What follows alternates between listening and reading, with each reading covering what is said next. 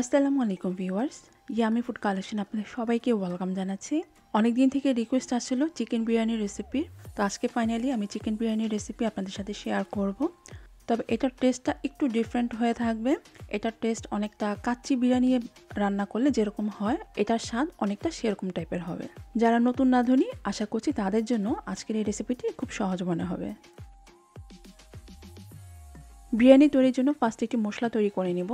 এর জন্য আমি এখানে 1 টেবিল চামচ পোস্ত দানা সেটাকে পানিতে ভিজিয়ে রেখেছিলাম, তো সেটাকে এখন ব্লেন্ডার জারে নিয়ে নিলাম। সাথে এখানে নিয়েছি বাদাম, আমি এখানে মিক্স বাদাম নিয়েছি, আপনারা যে কোনো এক ধরনের বাদামও নিতে পারেন। আর দিচ্ছি 4টি কিশমিশ। তো এটাকে এখন ভালোভাবে ব্লেন্ডারে ব্লেন্ড করে নিব। বাদামটা ব্লেন্ডারে ভালোভাবে কিন্তু ব্লেন্ড হতে চায় না, তো ভালোভাবে ব্লেন্ড করে নেওয়ার পর এরপর আমি এখানে হাফ কাপের মতো পেঁয়াজ কুচি দিয়ে দিচ্ছি। এরপরে আবারও এটাকে ভালো করে ব্লেন্ড করে নিতে হবে। এই যে মিশ্রণটা যে এরকম হবে, পরবর্তীতে এটা আমরা বিরিয়ানি রান্না ইউজ করব। এখন একটি পাত্রের মধ্যে হাফ কাপ পরিমাণে তেল দিয়ে দিলাম, সাথে এখানে 2 টেবিল চামচ ঘিও দিয়েছি। এখন এর মধ্যে কিছু গোটা গরম মশলা দিচ্ছি 2টো তেজপাতা, এটা মাঝখানে একটু ছেড়ে দিয়েছি, 2 টুকরো দারচিনি, 6-7টি এলাচ, 4টি লং আর একটি স্টার মশলা। তো গরম মশলাটাকে ফার্স্টে তেলের মধ্যে একটু ভেজে নিচ্ছি। এরপর এর মধ্যে দিচ্ছি 1 কাপ পরিমাণে পেঁয়াজ কুচি। এখন পেঁয়াজটা তেলের মধ্যে ভালো করে ভেজে নিব। যখন এই পেঁয়াজের কালারটা চেঞ্জ হয়ে আসবে, এরপরে আমি এর মধ্যে 2 টেবিল চামচ আদা এবং রসুনের পেস্ট দিয়ে দিচ্ছি। সেই সাথে কিছু কাঁচা মরিচ একটু ফেলে নিয়েছি, সেটাও ওই তেলের মধ্যে একটু ভেজে নিচ্ছি। এতে করে কাঁচা মরিচের সুন্দর একটা স্মেল আসবে। আর ওই যে ব্লেন্ডারে যে ব্লেন্ড করে রেখেছিলাম বাদাম পোস্ত দানা, সেটা এখন এর মধ্যে দিয়ে দিচ্ছি। যেহেতু এটা একটু কাঁচা পেঁয়াজ ছিল, তাই তেলের মধ্যে কিছুক্ষণ একটু ভেজে নিতে হবে। এরপর এর মধ্যে দিচ্ছি 1 টেবিল চামচ জিরা গুঁড়ো, 1 টেবিল চামচ ধনে গুঁড়ো, 1 চা চামচ মরিচের গুঁড়ো বা আপনাদের ঝালের টেস্ট অনুযায়ী, 1 চা চামচ জয়ফল এবং জয়ত্রীর গুঁড়ো, দিচ্ছি 2 টেবিল চামচ শাহি গরম মশলার গুঁড়া। এছাড়া আপনারা বাজারে কেনা যে বিরিয়ানি মশলা আছে সেটাও এর মধ্যে 2 টেবিল চামচ দিতে পারেন। দিচ্ছি 1 টেবিল চামচ টমেটো কেচাপ, স্বাদ অনুযায়ী লবণ আর হাফ কাপ পানি ব্লেন্ডারের মধ্যে নিয়ে তারপর এর মধ্যে দিয়ে দিলাম। এখন মশলাটাকে ভালো করে কষিয়ে নিতে হবে। মশলাটা কিছুক্ষণ কষানোর পর এরপরে আমি এর মধ্যে 1 কাপ পরিমাণে টক দই দিব, আর টক দইটাকে একটু ফেটে নিয়েছি। আবারও মশলাটাকে ভালো করে কষিয়ে নিতে হবে। যখন মশলা থেকে এই তেলটা উপরে ভেসে উঠবে, তারপর আমি এর মধ্যে 2 কেজি পরিমাণ মুরগির মাংস দিয়ে দিচ্ছি। এখানে হাড় এবং মাংস সহ টোটাল 2 কেজি পরিমাণে এই মুরগির মাংস আছে। এখন এই মাংসটাকে মশলার সাথে ভালো করে কষিয়ে নিতে হবে। আর এই পর্যায়ে চুলার আঁচটা লোতে রেখে তারপর আস্তে আস্তে এই মশলার সাথে এটাকে কষিয়ে নিতে হবে। অবশ্যই কিছুক্ষণ পর পর এটাকে একটু নেড়ে দিতে হবে, তা না হলে নিচে কিন্তু লেগে যাবে। তো এইভাবে করে প্রায় 20 থেকে 25 মিনিটের মতো চুলার আঁচ কম রেখে আস্তে আস্তে মশলার সাথে এই মাংসটাকে আমি কষিয়ে নিয়েছি।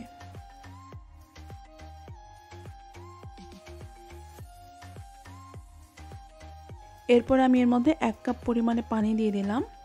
এই 1 কাপ পানিতেই মাংসটা সিদ্ধ হয়ে যাবে। তবে আপনারা যদি কোনো হার্ড চিকেন নিয়ে থাকেন তবে সেক্ষেত্রে 2 কাপ পানিও দিতে পারেন। এখন অপেক্ষা করব মাংসটা পুরোপুরি সিদ্ধ হওয়া পর্যন্ত। তো মাংসটা যখন পুরোপুরি সিদ্ধ হয়ে যাবে, এই দেখুন এর মধ্যে কিন্তু এখনও যথেষ্ট ঝোল আছে। তো আমি এই ঝোলগুলোকে একটু টেনে নিব। বিরিয়ানি রান্নার কয়েকটা ধাপ আছে, আপনারা চাইলে কিন্তু এভাবে করে মাংস অনেকগুলো রান্না করেও নর্মাল ফ্রিজে রেখে দিতে পারেন। এতে করে যেদিন ধরেন গেস্ট আসবে, তো সেদিন পোলাও রান্না করে পোলাওয়ের সাথে এই মাংসগুলো দিয়ে দিতে পারেন। অথবা এই মাংসের মধ্যেই আপনারা পানি দিয়ে তার মধ্যেই সরাসরি চাল দিয়ে দিতে পারেন।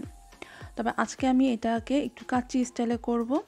এর জন্য অন্য একটি পাত্রের মধ্যে আমি এখানে 15 কাপ পানি নিয়েছি।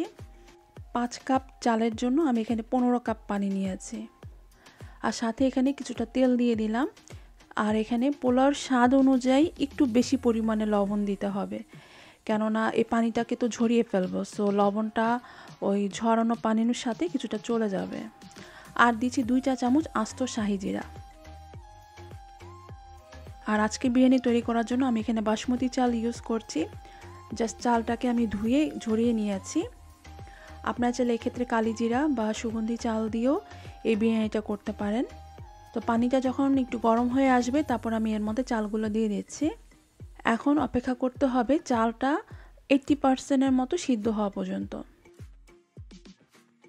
তো যখন মনে হবে চালটা মোটামুটি সিদ্ধ হয়ে এসেছে, মানে একটু হালকা একটু দানা দানা টাইপের আছে, মানে পুরোপুরি সিদ্ধ করা যাবে না কিন্তু চালটা, তো সে পর্যায়ে চাল থেকে পানিটাকে ঝরিয়ে নিতে হবে। এরপরে ওই যে মাংস যে ঝোল শুকাতে রেখেছিলাম, তো মাংস থেকে ঝোলটা কিন্তু এখন বেশ খানিকটাই শুকিয়ে এসেছে। তো এখন এই মাংস থেকে আমি কিছুটা মাংস আলাদা একটি পাত্রের মধ্যে উঠিয়ে নিয়েছি। এরপরে পাত্রে থাকা মাংসের মধ্যে সেই পোলাওয়ের কিছুটা পোলাও উপর দিকে এভাবে করে ছড়িয়ে দিচ্ছি। অনেকটা কাচ্চি রান্নাতে পোলাও যেভাবে করে আর কি উপর দিকে ছড়িয়ে দিতে হয় সেভাবে করে আর কি ছড়িয়ে দিতে হবে। এরপর যে এক্সট্রা মাংসগুলো রেখেছিলাম আলাদা পাত্রে, সেটা এখন এই পোলাওর উপরে দিয়ে দিচ্ছি। এরপরে বাকি পোলাওগুলো এই মাংসের উপরে ঢেকে দিচ্ছি। আমার এদিকে এই চালটা কিন্তু প্রায় 85 থেকে 90% মতো সিদ্ধ হয়েছে, মানে চালটা অলমোস্ট সিদ্ধ হয়ে গিয়েছে এরকম।